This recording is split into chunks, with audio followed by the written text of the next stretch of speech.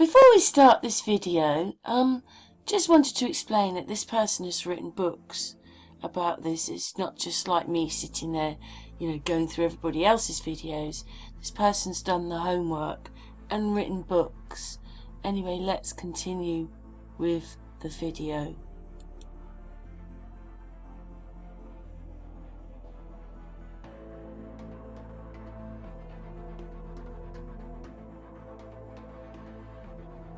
Hi everyone, I came across this video last year sometime, I don't know, maybe 6 months ago, 8 months ago.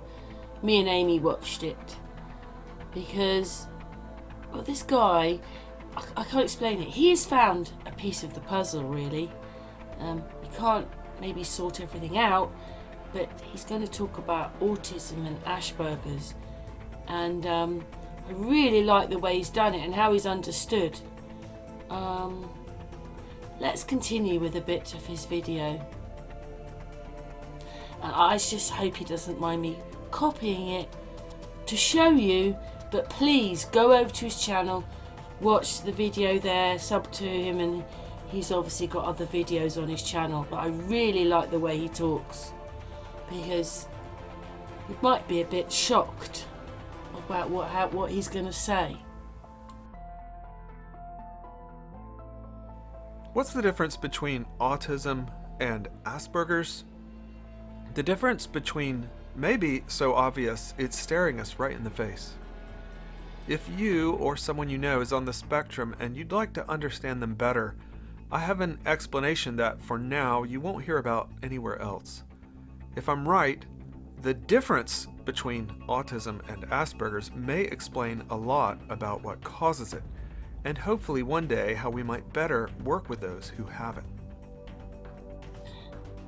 In a minute, he's going to explain that autism and Asperger's is not a genetical thing. It obviously doesn't actually, well, he doesn't say how the damage happens, and I suppose what I thought was that it was when maybe you were being born.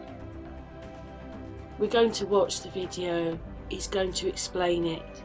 But how often do you see people smiling like this? But I suppose maybe it could be damage with drugs. Anyway, he's going to explain it. Let's continue. I wanted to go ahead and put out a crystal clear explanation with visuals so that other people who may be more accepted by the scientific community might continue this line of research. Ready? Okay, we're coming up on the 80th anniversary of what we currently call autism. First officially recognized in the 1940s, this neurological disorder is affecting more children than ever. Many of you have probably been directly affected by it. Over time, 2 different sorts of autism have emerged: classic autism and what we call Asperger's syndrome. Many people think of Asperger's as autism light, a slightly less disruptive version. Deficient social cues, emotional connections, etc. There is overlap, of course, and everyone's different, but for those with Asperger's, there does seem to be something specifically different about it than those with the classic definition of autism. This video should have come out on Sun and Moon, and this is all about electromagnetic fields around ourselves.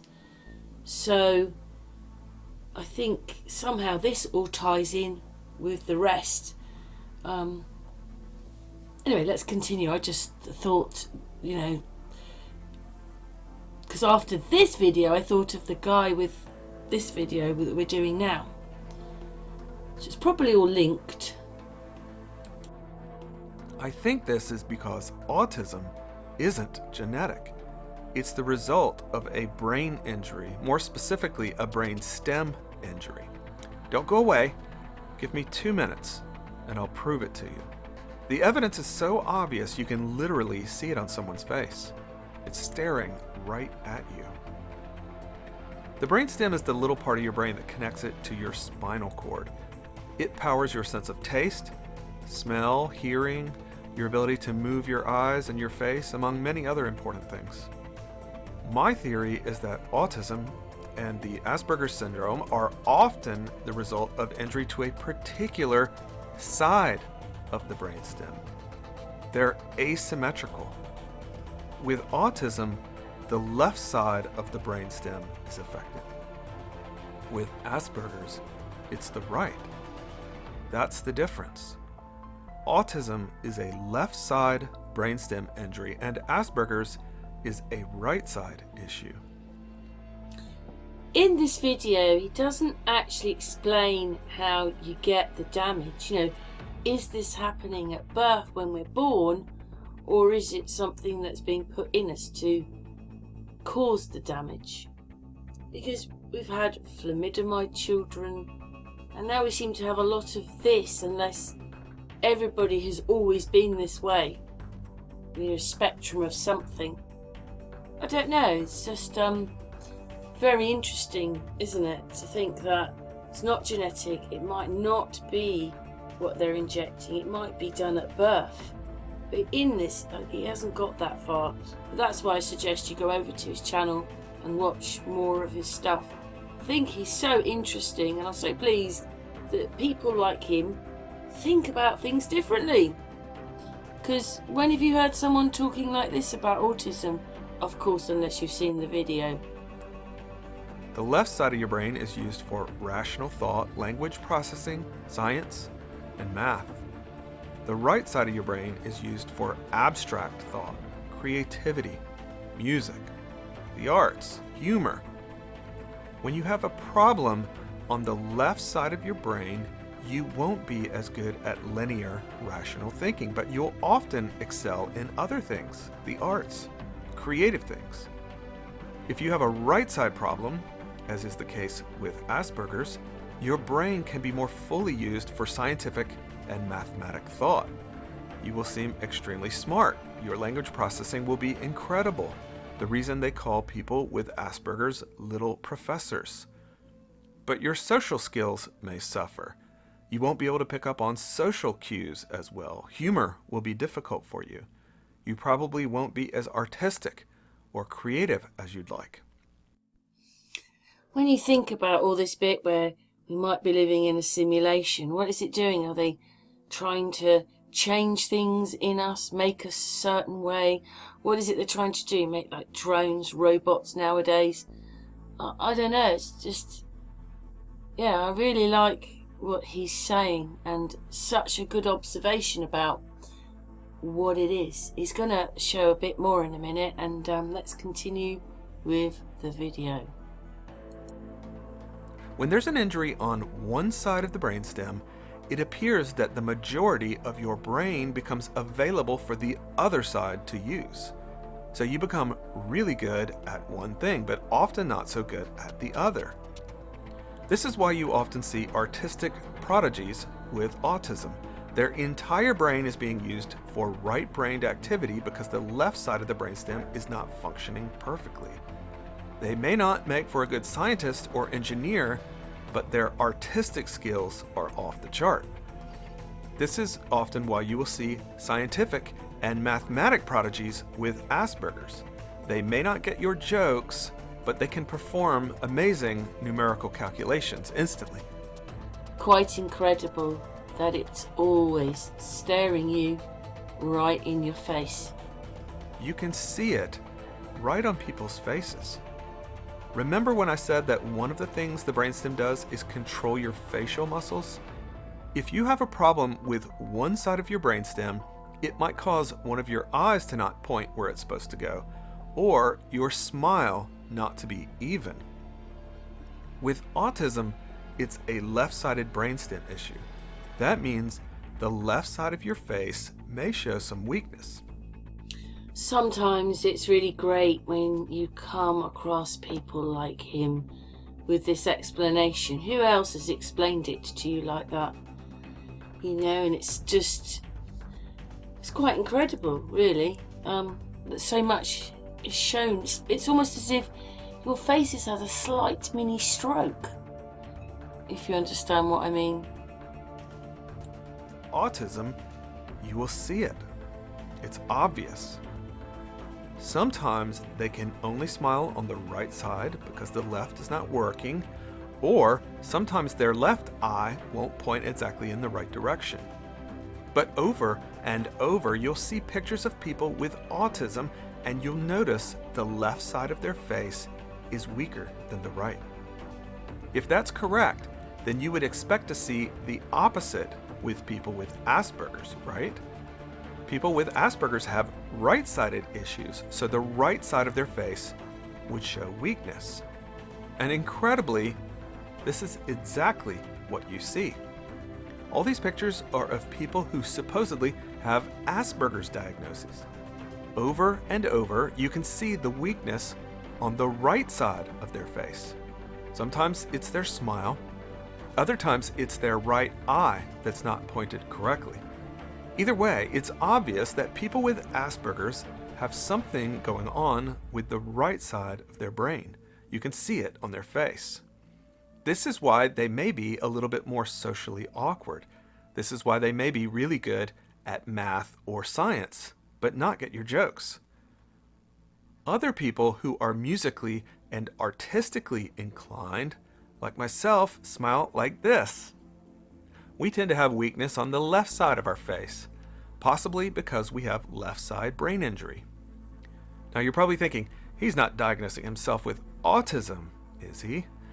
This is what's interesting. You've heard of people talk about the autism spectrum, being on the autism spectrum.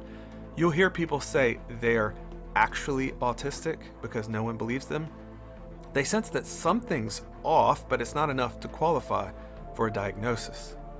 If autism and Asperger's aren't genetic, but are instead brainstem injuries, I think that explains why there's such a wide spectrum. In this video, she talks quite a lot about empaths. So what does that mean? Empaths are more autistic? Would have to fit into that category then, wouldn't it? But again, I just find it so interesting. There are a range of us who are highly sensitive, and I see that as being an empath. So I wonder where that fits in the spectrum of things.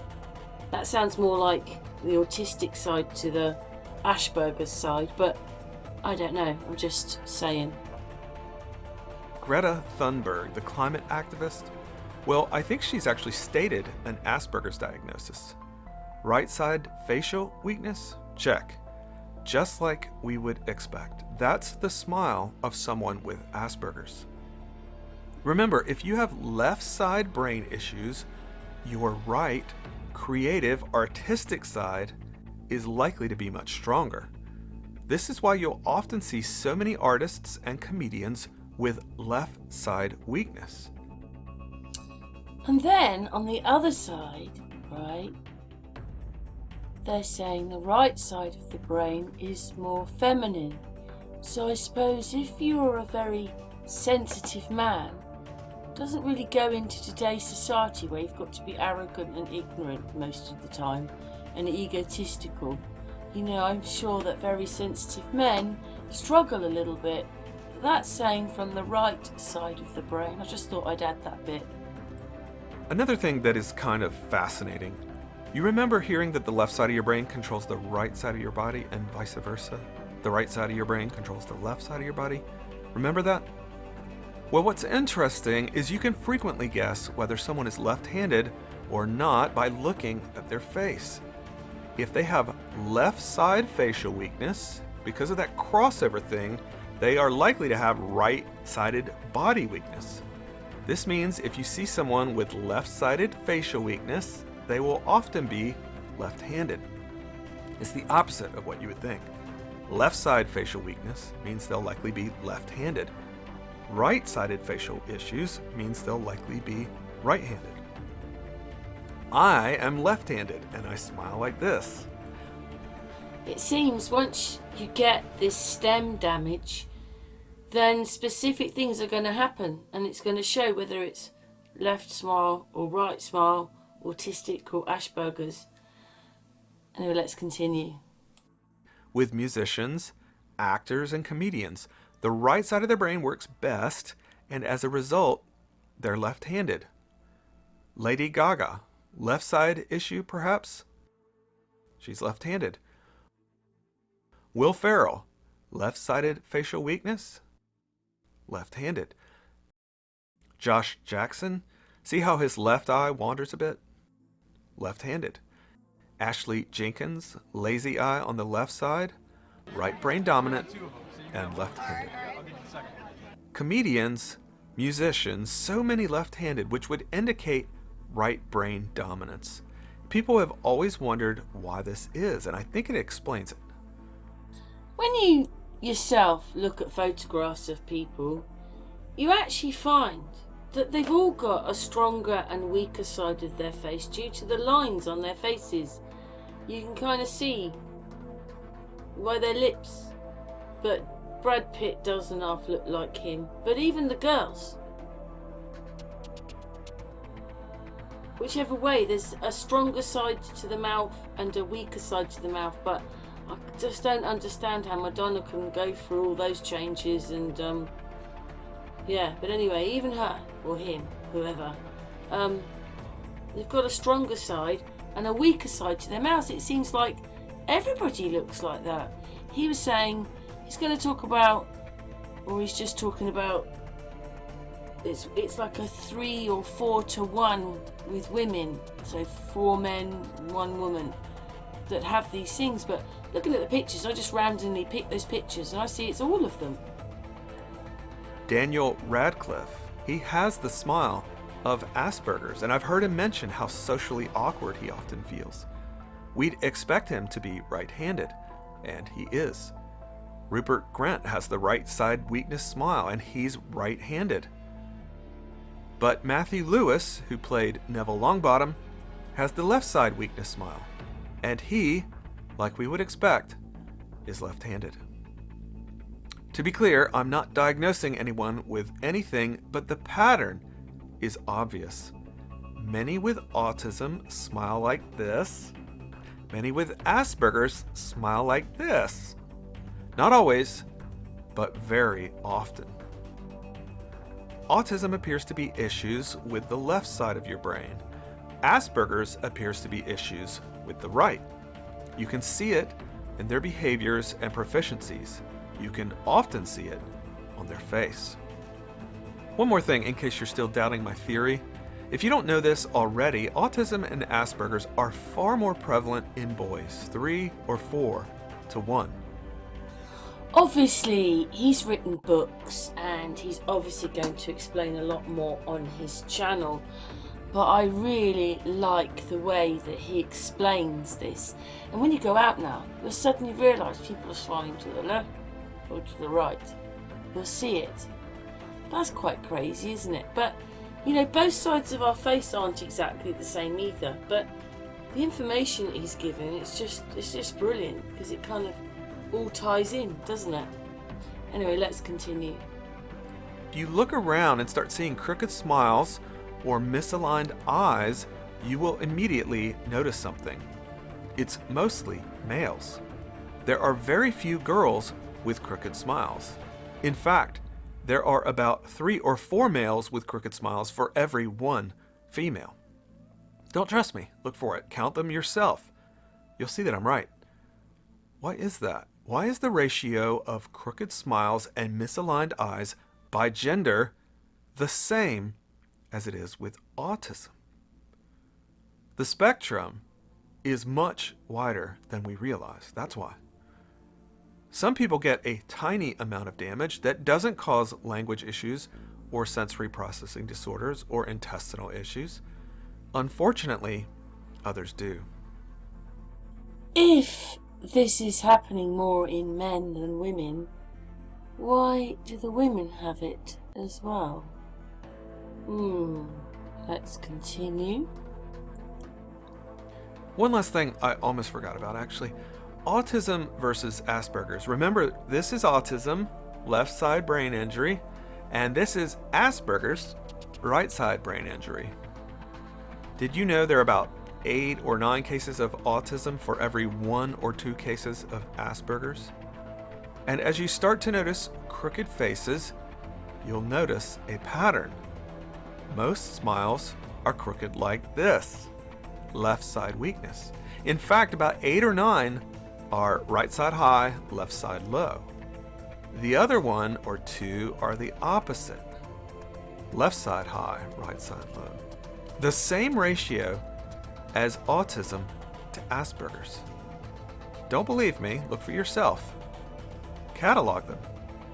You will notice far more males with crooked smiles, and you will notice far more smiles like this, the smile of autism, than this, the smile of Asperger's.